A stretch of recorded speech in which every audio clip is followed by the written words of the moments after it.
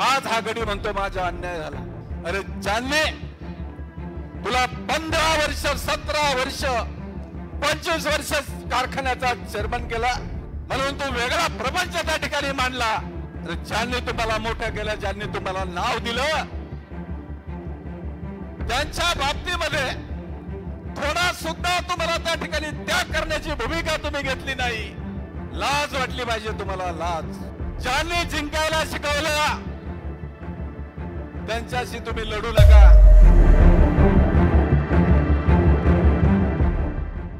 या महाराष्ट्र राज्यामध्ये एकदा असं घडलं की साखर कारखान्याचा चेअरमन प्रत्येक नेता हा जवळचा किंवा घरातल्या माणसाला त्या ठिकाणी देतो, परंतु नामदार दिलीपरावजी वळसे पाटील प्रताप पाटलांचा विचार नाही केला, इतर कुणाचा विचार नाही केला, परंतु सर्वसामान्य घराला एका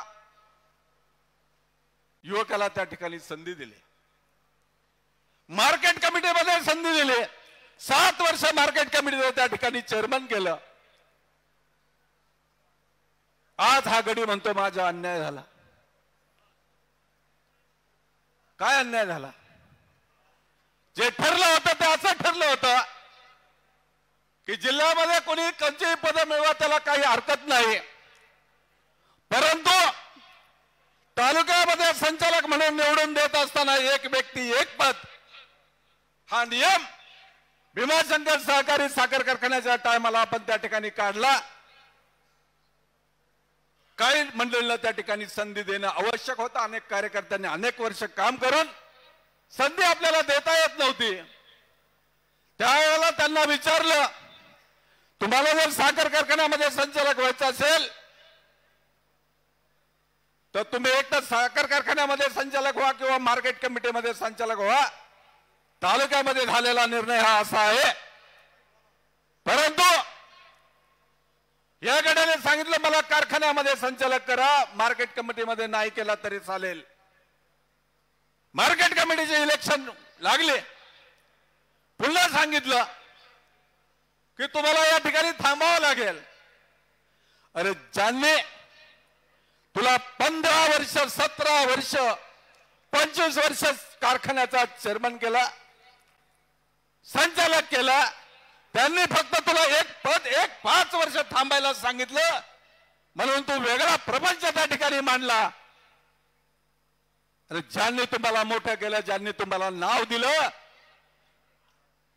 त्यांच्या बाबतीमध्ये थोडा सुद्धा तुम्हाला त्या ठिकाणी त्याग करण्याची भूमिका तुम्ही घेतली नाही। बर तुम्ही सांगता लावा रे व्हिडिओ, लावा रे, तो लाज वाटली पाहिजे तुम्हाला, लाज। अरे आपण काय होतो, कुठे होतो, कुणी कुठे पोहोचवलं, कुणी आपल्याला न्याय दिला हे विसरून त्या ठिकाणी चालणार नाही।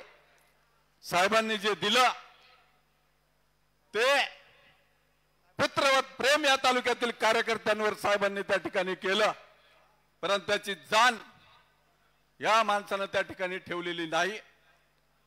मी या निमित्तानं त्यांना एकच सांगतो, ज्यांनी जिंकायला शिकवलं, ज्यांनी जिंकायला शिकवलं त्यांच्याशी तुम्ही लढू नका।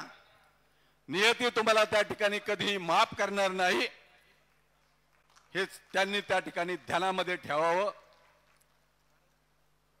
अधिक काही न बोलता दादा, तुम्ही आंबेगाव तालुक्यामध्ये आलात, आंबेगाव तालुक्याच्या जनतेच्या वतीनं मी पुन्हा एकदा त्या ठिकाणी आपलं मनपूर्वक स्वागत करतो।